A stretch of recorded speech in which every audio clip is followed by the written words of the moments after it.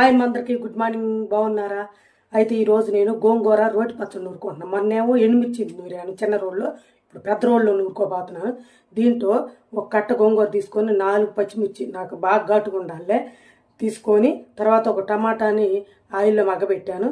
తర్వాత కొత్తిమీర, కరివేపాకు, ఉప్పు, జీలకర్ర, ధనియాలు, వెల్లుల్లి అన్నీ వేసుకొని నూరిపోతున్నాను. ఇంకోటి ఏంటంటే కారం జాలపోతే గుడిగారం వేసుకుంటా.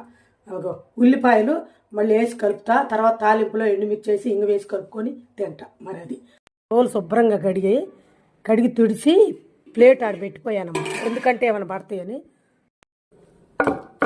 అయితే రోట్లు వేసి నూరుతున్నానమ్మా. అయితే ఈ పెద్ద రోళ్ళు నేను అంటే పెళ్ళైన కొత్తలో మత్త మా మామ మా మొద్దు మళ్ళీ మా ఆడపడుచు వాళ్ళు ఆయన వస్తూ ఉండేవాళ్ళు. చక్కగా అందరం ఒక ఇంట్లోనే ఉండేవాళ్ళం అనమాట.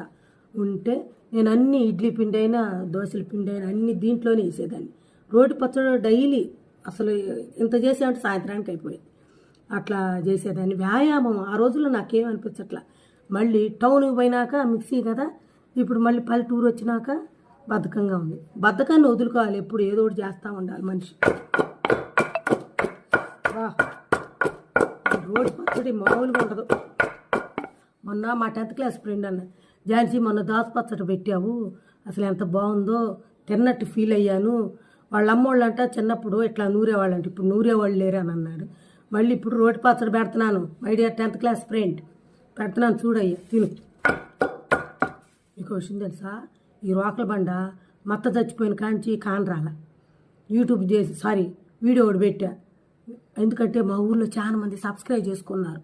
దయచేసి చెప్తున్నా, రోకల బండ తెచ్చి పెట్టమని పెట్టే వీడియో చేసి దెబ్బమ్మడి తెల్లారేసరికి రోకల బండ వచ్చింది. మరి అది మీడియా అంటే ఎంత పవర్ అనుకున్నారు. అందుకే నేను మీడియాను యూజ్ చేసుకుంటున్నా. నాకు ఏదైనా కష్టాలు వచ్చినా, నన్ను ఎవరన్నా అన్నా, నేను ఒకరి జోలికి పోను, ఎత్తి మీడియాలో పెడతా. అది గుడ్ కామెంట్స్ పెట్టండి అమ్మ, వాళ్ళ ఫైల్లో తీసుకొస్తా. కొద్దిగా నాకు చూద్దాము. బాగుంది. అయితే కొద్దిగా గొడ్డుగారం ఉప్పు పట్టింది, ఈ 2 వేస్తాను. తిరిగిపోయింది పోయి రోజు.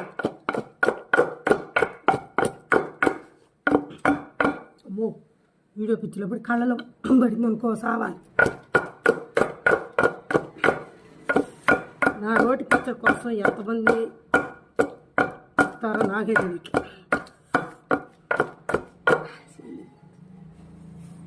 బలం చాలు, కానీ ఈ గోంగూరమ్మ చాలా మంచిది.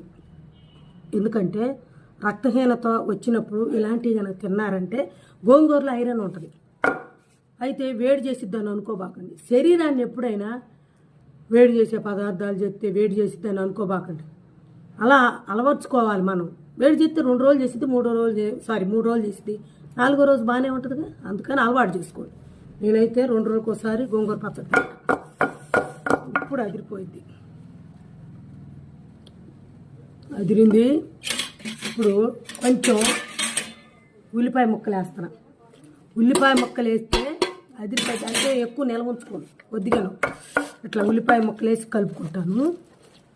అబ్బబ్బబ్బబ్బా, ఉల్లిపాయ ముక్కలు వేసి కలుపుకొని ఇప్పుడు తాలింపు 2 ఎండుమిర్చి వేసి కొద్దిగా ఇంగు వేసి కరివేపాకు వేసుకొని తింటే ఉంటుంది. బా చూసుకోండి, ఉల్లిపాయలు తగులుతూ భలే ఉంటుంది. Okay, bye. మా మెట్లపల్లి ఝాన్సీ లక్ష్మి. చూడండి, అదిరిపోయింది ఉల్లిపాయ ముక్కలతోటి గోంగూర రోటి పచ్చడి ముద్దమ్మ.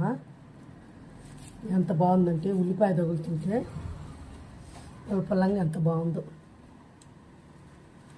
1 స్పూను ఆయిల్, 2 ఎండుమిర్చి, ఆవాలు, కరివేపాకు, ఇంగువమ్మ. ఇది ఇప్పుడు ఈ పచ్చడి మామూలుగా ఎట్లయినా తినొచ్చమ్మా. మామూలుగా ఉల్లిపాయలు కలిపినా కూడా, కానీ తాలింపు వేసుకుంటున్నా 2 రోజులు ఉంటుంది. మరి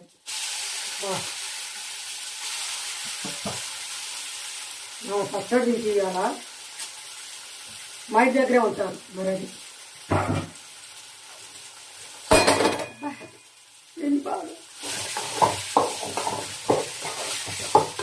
బాయ్ అమ్మా.